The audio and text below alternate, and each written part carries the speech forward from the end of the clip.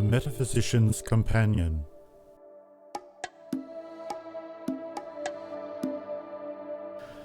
Well, good afternoon, John. Nice to see you again. Yes, good afternoon, Graham. And hello, listeners. I hope you're having a great day.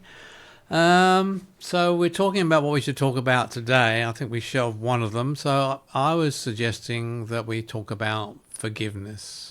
Forgiveness, yes, that's always a good topic. Good subject, yeah. I think people don't realise about forgiveness how important it is. And by that I mean when one forgives somebody for something, you need to also forgive yourself. I think this is really important. And it's a very important thing metaphysically because energetically, by forgiveness changes the energy between two people, presuming you are forgiving somebody, that is. So it changes the energy through two people and can alter the state of what's going on between two people if it's done properly and it is sincere. Oh yeah, like the concept, like in Buddhism, that I keep pointing at is attachment. You know, when you're holding on to something, like it's like if you have a grudge, for example, that hurts no one but yourself. The grudge, that, you know what that bloody Graham did to me, sort of thing. Yeah. And it does nothing to the person who you're holding the grudge against. To actually forgive the person for whatever indiscretion it was is to release the attachment. And the other thing you find is that people blame themselves sometimes for things that happen to them. And this is, for example, a good case of this would be is if a woman has been sexually molested or raped, they actually blame themselves for letting it happen. Oh. And so this is another reason forgiveness of oneself is important, because although they weren't the perpetrator, they actually feel responsible for letting it happen. And most of the time it's totally out of their control. So that's why energetically it's very important to forgive yourself as much as the other person that's involved with it. Oh, absolutely. That's what I mean by attachment, the holding on to, and it's an emotional holding on. You're holding on to blame is one thing. If you continually blame someone, that's a form of attachment. And you can blame yourself, because that's like within Christianity, for example, forgiveness is a big thing. It's always about forgiving other people. But I think the really important part of it is to forgive yourself, like things that I've done when I was much younger that, I say, oh, look at all the stupid things I did. And to be able to look at it and say, I did not know better.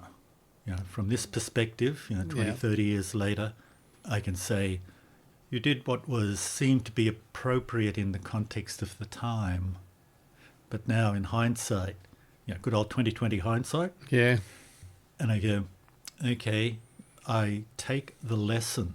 And I think that's the important thing for me is I look at it and I notice the reasons that I performed the behaviour, and I understand within myself what would be a better way for my development, and being able to actually just look and say, yes, I did this, and being able to feel comfortable. It's not the same as saying this was a good thing, but it's to say, I have learned my lesson, and this is how I did it. The other thing that happens is, of course, these incidents that happened to one, I use the word one, it can be used as a psychological crutch in their life. As you're saying, you go along blaming life and blaming somebody else for your problems and what's happened. So you're looking at it from the point of view, it was the fault of my mother or my father or whatever, because they didn't give me enough love or whatever it is. It's that message that keeps on going round and round. I call it a circular motion in the mind or the subconscious mind that keeps on going around. It's like it's a comfort thing. It's like, this is what I know, this is how I live, but it actually doesn't do you any good. But you you use it because it's the crutch of life. It gives you the reason to keep on going, for want of a better word. Or it's, my problems now are all about what happened to me because when I was a little boy or a little girl or whatever, this happened to me. My parents did this or did that. And that becomes a crutch which you take through your life rather than dealing with that particular issue. Yeah, well, I would call it justification. Yeah. I am the way I am because my mother, I don't know, was overbearing or didn't give me enough love or something. Well, that can't be fixed now.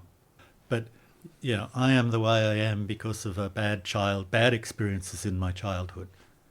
And to keep it going, you call it a crutch. What I'm saying is it justifies me not giving love now or not being proactive in my work. Or not being able to get into a relationship or whatever it may be, or however it affects people in different ways, and that they can't move through life without it. And the question then becomes, what happens if you can forgive your mother? Forgive the person, these experiences, and forgive yourself for the learning that you took from it. Because then that brings us into something else. It's actually a fear of change. Yeah, because I like this who I am. I'm comfortable in this. I'm living in this hand-carved niche, and I'm comfortable with it. So I have the fear of change. Well, supposing I do forgive them for this, what's going to happen to me? Who am I? What am I? Where am I going to go? My answer to that is it's actually a freeing up of who you are. It allows you to move forward as a human being. And as we're talking metaphysics, which is about the growth of human consciousness, I think is the right word. Would you agree with that statement? That consciousness, metaphysics is all about the growth of a human consciousness and where it's going to go. Development through unseen or unscientific things that happen to one. And, of course, there's an overlap between psychology and psychiatry, and all those sort of things all get melded into this stuff as well. But energetically, and this is what we're talking about with metaphysics, energetically that forgiveness that forgives you not only the person but yourself energetically changes your direction. And that is the key point of where I want to go with this, in the sense. See, that's the energetic change, like I said, the attachment. Yeah. And if you have energy that's bound up with, blame, for example. Yeah. And you forgive yourself and you stop blaming, you'll have more energy, to apply elsewhere. The thing that attracted my attention there was, you mentioned the fear of change. Mm-hmm. What happens if I stop being the person I have been for the last several years? Will I still have the same friends as I had before? Probably not. You probably have better friends. But the releasing the way that I have been enables me to be a way that I can choose. But what if you choose the wrong way? You know what I mean? That's the fear. It's like, this is familiar. That's why people stay in this way, because they don't want to move out of it, because it's their comfort zone. Even if it causes them pain or they feel suicidal, for example, or something like that, they're frightened of it, to move out of it, because they're frightened of what may happen if they do release it. And also, again, the other trouble is most people don't have the knowledge to be able to release this negative part of your mind that's going round and round and round. And I think I mentioned to you before this guy called Bruce Lipton, which I suggest if anybody's listening to this, it's worth watching this guy's videos. He's a biologist, ex-biologist actually, from Harvard University. And he talks about how we embed this energy in our cells. That's our body cells. And so therefore this forgiveness I'm talking about actually has more to it than just the words of forgiving somebody. It energetically also releases things inside your body that helps your health. So from the health point of view, it's actually a positive. It's not a negative. Yeah, okay. Well, I actually did look at a Bruce Lipton video Oh, the other day after you spoke about it. And some of what he's saying reminded me a bit of the things that Joe Dispenza says. yeah. And when you're talking about the energy there, one of the things that really caught me with what Dispenza was saying was the interplay between intellect and emotion. And the kind of thing that happens is that, for example, say I feel angry, and then that informs my mind, and I start thinking angry thoughts, which stimulates the emotional. Mm-hmm. And so you have this interplay where they, mind and emotion work running around in a circle like that. And the forgiveness comes into play if for me personally, I would be going, take a breath. All right, what are you angry at? What am I angry at? Which goes back to what we're talking about meditation, where you actually observe your thoughts. Yeah.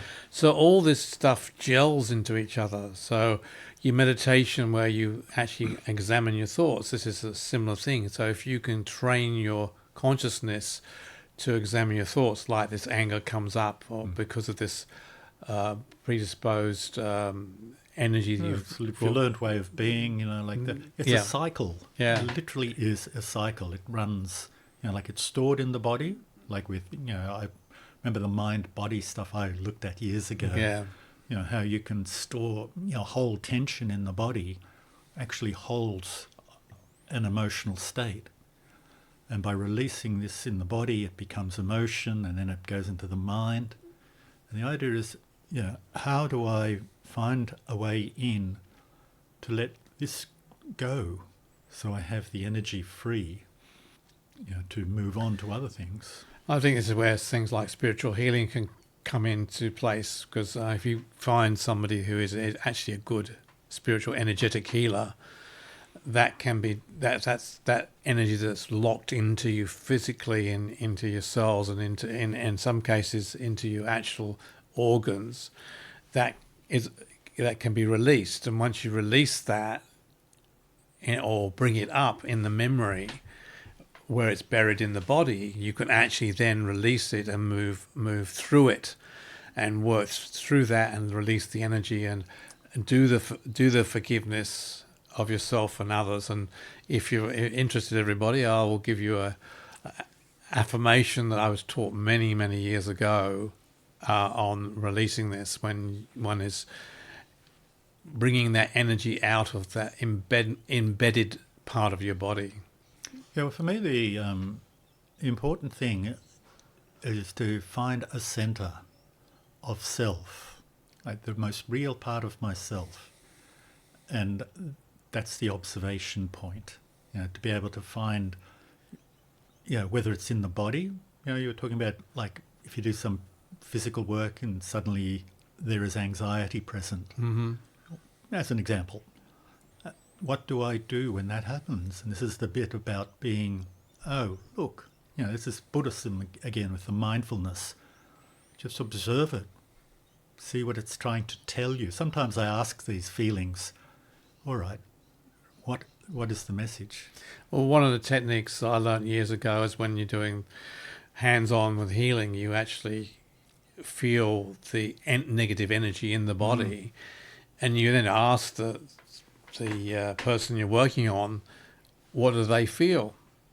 And it's quite interesting. Sometimes then this memory comes up of some happening that they had years and years ago, and that's the key to move forward with that particular thing and move it up from there into the consciousness, and then you can then forgive the person or things that happened to that person. It's like an energy movement of energy from the spot to the mind, and then from the mind out into the spirit world, for whatever. Yeah. So there's a number of ways of looking at what forgiveness is, and it's the letting go of that emotional attachment. It is, and that's forgiving both yourself for holding on to it, and forgiving the the circumstances that brought it about. And when it's other people, not everyone is the same.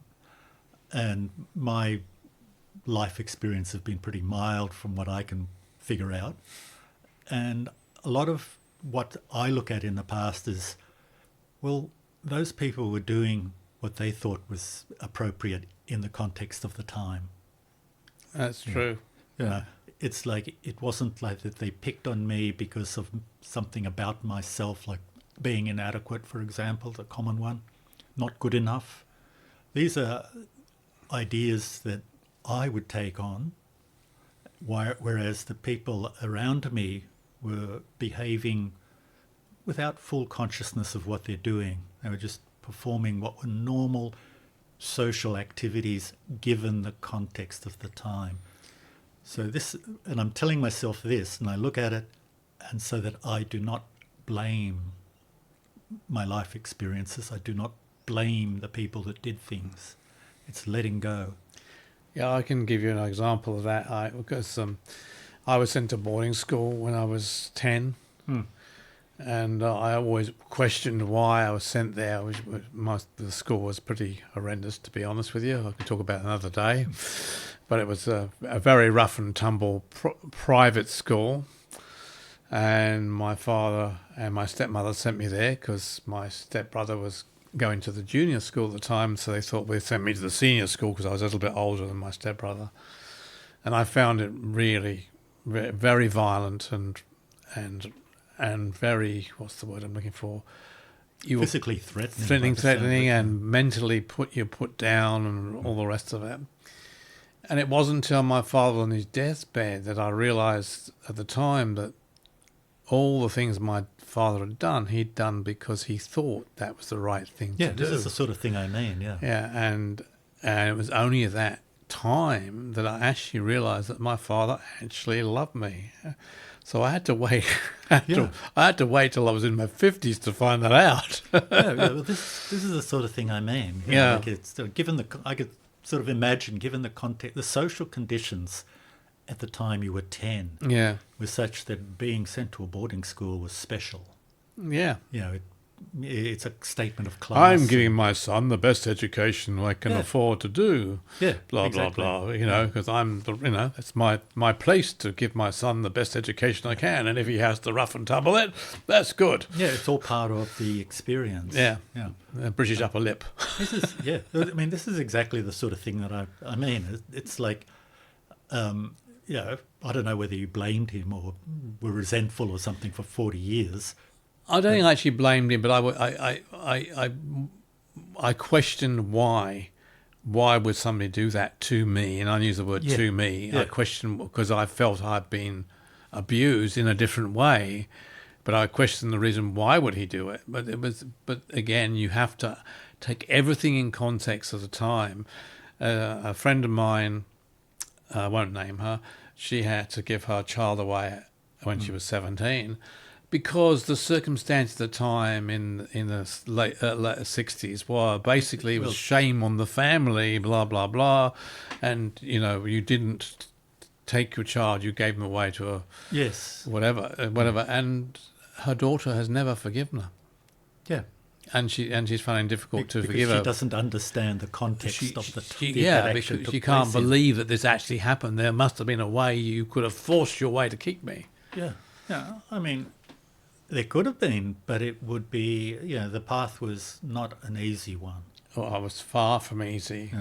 And that's exactly the kind of thing I mean. Is that the way that I have been treated by other people isn't necessarily the way I understood it when I was 12 years old. Exactly. So and to be able to see that not everybody has a free choice. And we're looking to different motivators. And to be able to go, well, they were in error, but it was an honest mistake.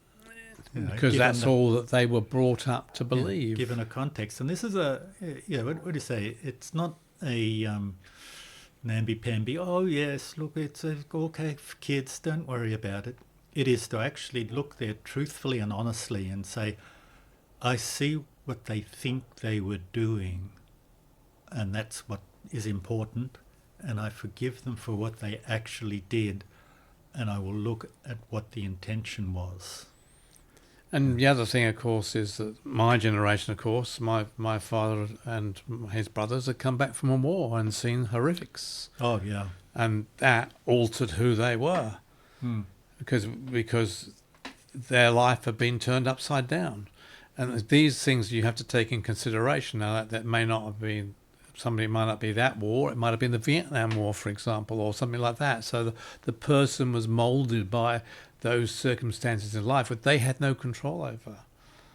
Oh, yeah. So all that stuff has to be taken in play. So that's why forgiveness is a really, really important thing, because you're really, in a sense, understanding that the other person also had other motivations going on that you wouldn't have known about that affected them to cause the action they took, which might have been in the best of minds at the time or may not have been. It depends on how it is, but it doesn't really matter. The bottom line is they've been molded by their circumstances as much as you have. So once you get to the point where you look at yourself and say, I need to move this out of my own being, the forgiveness of the other person alters their energy as well, with live or dead, I might add, as a metaphysician. So even when they're moving on the other side, you are forgiving them for something that happened in the physicality. So that then frees them up energetically on another plane of existence, if you believe in that sort of thing.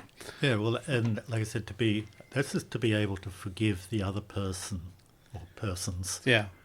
Yeah, and at the same time, as I forgive them for behaving in that context, I need to forgive myself for the what I projected onto them in the past. Yeah. Whether this is, as in your case, the doubt that this was the lack of understanding. It's whatever I take on, and I make sense. Sorry, I'll start again there. I made sense of the experiences when I was 12 years old in a way that a 12-year-old would. And to maintain that when I know better now is a problem. And so I must forgive myself that I held on to these old ideas way past their use-by date. And of course, from 0 to 7, you felt everything you were told as truth, because that's basically your mind just takes everything in. Oh yeah, like it's a simple development. Like it is the whole. This is again, it's not the fault of the individual. It's a function. It's a result of the functioning of the body in growth. Yeah. Yeah, and that is it. Like the mind is not fully developed. Probably not until around mid-20s seems to be the time when most of the developmental stages are over. Well, I was going to give you this affirmation, but I've decided that probably not today. Maybe when we talk about, maybe we get onto the subject of actually doing spiritual healing, for example, maybe we can talk about that in a more depth way later on in the track. So I think that's about it for now. I think, yes, it seems rather sudden stop, but I think we've run out of time. Yeah, well, no, it's all right, but I think we've covered it well and truly, quite frankly. Yeah. But I think this is a very deep subject, and it can be built on if we wish, and the listeners can build on it as well. So with that, I would say thank you very much, John. That was an interesting conversation. I actually really enjoyed it. So if anybody else listening, we're on not only on Spotify, we're on YouTube. I think all the episodes are up on YouTube now. Just look up the Metaphysicians Companion. Yeah, on both of them. And if you want to send us any comments or emails, please do. There's a place on Spotify and I think on YouTube too where you can actually add comments. Am I right? Oh, you can put comments on YouTube, yeah. Yeah, and you can on Spotify. They get notified straight through to me. So you can do that. And any suggestions what we should talk about would be absolutely fabulous. One of our listeners has talked about time, which we will get onto. We just haven't got there yet. And we have an email address as well. John, would you like to give that? And that is metaphyscompanion@gmail.com. That's METPHYS companion @gmail.com. Thank you very much for listening. And thank you, and goodbye. Goodbye.